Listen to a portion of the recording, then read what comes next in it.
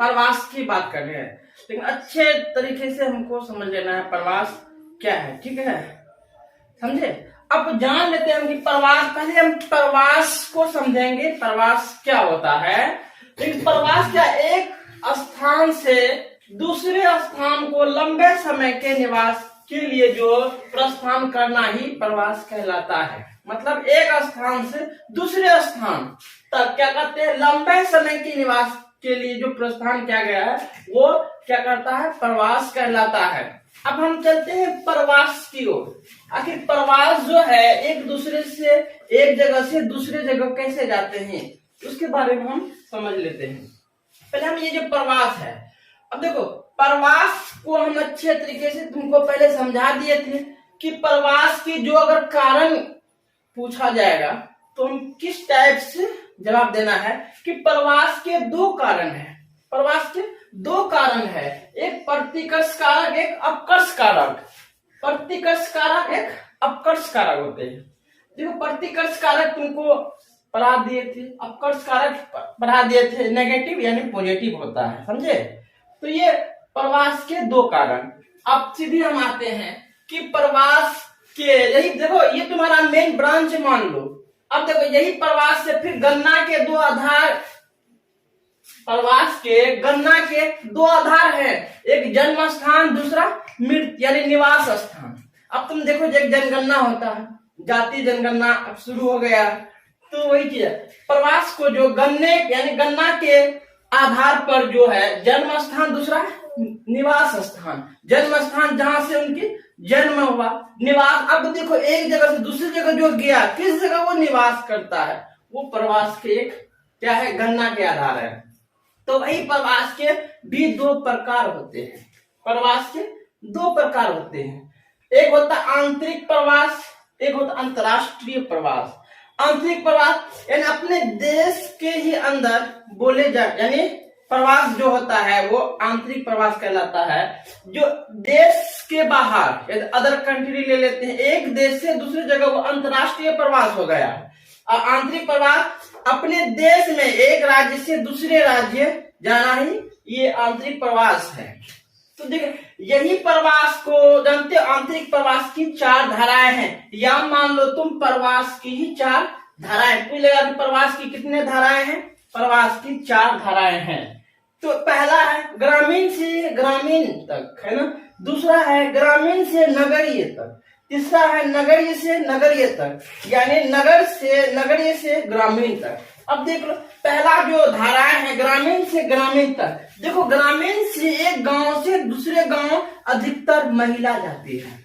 देखो पुरुष यानी स्त्री ज्यादातर निवास करते हैं, प्रवास करते हैं, कहाँ, एक गांव से दूसरी जगह। देखो उनकी रीजन क्या है, बस उनकी एक ही रीजन है, जैसे बेटी बड़ी हो जाती है, 22 साल 21 साल 25 साल की जब उम्र हो जाती है तो उनको एक गांव से दूसरे गांव जाना पड़ता है, विवाह के चलते, शादी के चलते। वो भी अपने निवास यानी जन्म स्थान को छोड़ करके दूसरे गांव गया, निवास किया, समझे।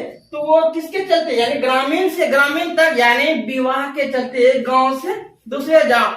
अधिकतर जो ग्रामीण से ग्रामीण तक अधिकतर लोग क्या करते हैं, महिला ही प्रवास करते हैं, ठीक है। दूसरा तुम्हारा ग्रामीण से नगरीय। अब देखो ग्रामीण से गांव से उठ करके लोग शहरों की तरफ जा रहे हैं, इसलिए जा रहे हैं कि शहरों में काम व रोजगार के लिए। अब देखो काम व रोजगार के लिए महिला तो नहीं जाएगी, कौन जा रहे हैं, पुरुष जा रहे हैं। हाँ, गांव से यानी गांव से नगरी की ओर पुरुष अधिकतर जा रहे हैं, इसलिए कि वो काम व रोजगार के खातिर। तीसरा तुम्हारा नगरीय से नगरीय करने, मतलब एक नगर से दूसरे नगर, जैसे कि एक राज्य में वो कोई जॉब करता है, क्या वो नौकरी कर रहा है, तो एक राज्य से दूसरे राज्य हो गया, क्या ट्रांसफर हो जाते हैं। तो एक राज्य को यानी एक डिस्ट्रिक्ट को छोड़ करके दूसरे डिस्ट्रिक्ट जाना, वो भी एक तुम्हारा नगर से नगरीय। नगरीय से ग्रामीण, अब तो बहुत जैसे है कि नगर में रहना पसंद नहीं करते हैं, बहुत ऐसे जो लोग हैं जो कि नगरों के अंदर में रहना पसंद नहीं करते हैं, उसको कुछ शांति जगह चाहिए, इसलिए वो ग्रामीण की ओर अपना प्रवास प्रवास कर जाते हैं। तो वही चीज जानते हो, जैसे यानी अंतर्राष्ट्रीय प्रवास जो है, यानी देश से बाहर आने वाले प्रवास को हम क्या कहते हैं, एक देश से दूसरे जगह जाने वाले प्रवास को अंतर्राष्ट्रीय प्रवास कहते हैं। अधिकतर बांग्लादेश से हमारे देश के अंदर में लोग अधिक प्रवास करते हैं। कहां से? बांग्लादेश से हमारे भारत देश में अधिकतर लोग आते हैं, प्रवास करते हैं। तो अब चलो, यानी वही प्रवास के जानते हो, वही प्रवास के परिणाम भी पूछा जाता है। ये मोस्ट इंपोर्टेंट है तुम्हारे लिए। क्या है? प्रवास के परिणाम। आखिर प्रवास के परिणाम क्या है, समझे? प्रवास के परिणाम देखो, ये 4 प्रकार से दिए गए। एक आर्थिक परिणाम, दूसरा जनांकीय परिणाम, सामाजिक परिणाम, या क्या पर्यावरणीय परिणाम। देखो, आर्थिक परिणाम में जो है, जैसे तुम्हारा घर में बहुत तुमको दिक्कत है, खाने पीने में, रहने सहने में बहुत दिक्कत है, तुम्हारे पास इनकम नहीं है, रुपए पैसे नहीं है, तो लोग क्या कर जाते हैं, शहर की ओर जाते हैं। अब मान के चलो, हम गांव से उठ करके लोग जाते हैं शहरों में कमाने के लिए। कहाँ? दिल्ली, बंबई, है ना, महाराष्ट्र, गुजरात, हरियाणा कमाने। अब वहां जो कमाता है, जो उनको तनख्वाह मिलती है ना, तनख्वाह, वही तनख्वाह जो घर भेजाता है, तो घर की आर्थिक स्थिति क्या हो जाएगी, उनकी सुधार हो जाएगी। तो तुम्हारा आर्थिक परिणाम, धन के परिणाम, सामाजिक परिणाम तो तुम जानते हो। लेकिन एक और जान लेते हैं इसके अंदर में हम, कि प्रवास 2 प्रकार से होते हैं। कितने?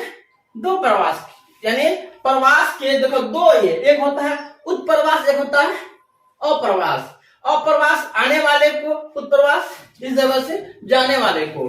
तो देखो, यूपी और बिहार क्यों है? वो गरीब है ना, क्योंकि वहां के लोगों को रोजगार की कमी है। रोजगार नहीं मिलने के चलते वो कहाँ चले जाते हैं, यानी महाराष्ट्र चले जाते हैं रोजगार के लिए, काम करने के लिए। दिल्ली चले जाते हैं, गुजरात चले जाते हैं, हरियाणा चले जाते हैं काम करने के लिए। अब देखो, यहां से जो हो गया अप्रवास हो गया, यानी उत्प्रवास हो गया। यूपी और बिहार से उत्प्रवास कर जाते हैं लोग। लेकिन ये जॉब उपनिवेश के बारे में हम जानते हैं, ये रोपण कृषि हो सकता है तुमको एग्जाम में, बोर्ड एग्जाम में पूछा जाए, रोपण कृषि। अब देख लो, यूपी और बिहार के लोगों को जानती हो, गिरमिट एक्ट के तहत, जानते हो, यूपी और बिहार के लोगों को गिरमिट एक्ट के तहत, जानते हो, ये रोपण कृषि करने के लिए कहाँ भेजता है? साउथ अफ्रीका भेज दिया जाता है। कहाँ? देखो, अधिक चूंकि बेरोजगार कहाँ है? हमारे बिहार में है, बेरोजगारी ज्यादा से ज्यादा बिहार में है हमारे, इसलिए यूपी और बिहार के लोगों को गिरमिट एक्ट के तहत, जानते हैं, रोपण कृषि के लिए वो साउथ अफ्रीका भेज दिया जाता है। द्वीप फिजी या साउथ अफ्रीका उसको भेज दिया जाता है। तो ये तुम्हारा था प्रवास। अब कर्ज, एक नेगेटिव एक पॉजिटिव। अच्छा काम को अपकर्ष करते हैं, बुरा काम को हम, ये अच्छा काम को क्या कहते हैं, हम प्रतिकर्ष कारक करते हैं, बुरा काम को अपकर्ष कारक, उसी को पलटा देना है ना, नेगेटिव एंड पॉजिटिव। तो ये प्रवास था। प्रवास एक स्थान से दूसरे स्थान तक, है ना, लंबे समय के निवास के लिए प्रधान को ही हम प्रवास कहलाते हैं। प्रवास की गणना भी 2 आधार, प्रवास की गणना कितना है, कितने आधार पे है? 2 आधार पे है। किसके आधार पे? जन्म स्थान और निवास स्थान। दूसरा कारण भी है, प्रतिकर्ष अपकर्ष कारक। प्रकार जो है 2 प्रकार है, धाराएं हैं तो 4 धाराएं हैं, और परिणाम है तो 4 परिणाम है। यही प्रवास के बस ये सेंटर है, इसी के अंदर ये रास्ता पकड़ोगे तो कारण मिलेगा, ये रास्ता पकड़ोगे तो आप गणना के आधार मिलेगा, ये रास्ता पकड़ोगे तो प्रकार मिलेगा, ये रास्ता पकड़ोगे तो उनकी परिणाम भी तुम्हें देखने को मिलेगी। बोलो, समझने में कोई दिक्कत? लेकिन अच्छे ढंग से तुम समझ जाओगे इनको, जानते प्रवास, तो तुमको लिखने में कहीं दिक्कत नहीं होगी, कहीं परेशानी नहीं होगी, समझने में कोई दिक्कत नहीं होनी चाहिए। नहीं समझ में आता पूछ सकते हैं, 22 का क्वेश्चन भी हम तुमको करा देंगे, समझे? तो ये था तुम्हारा प्रवास, समझे?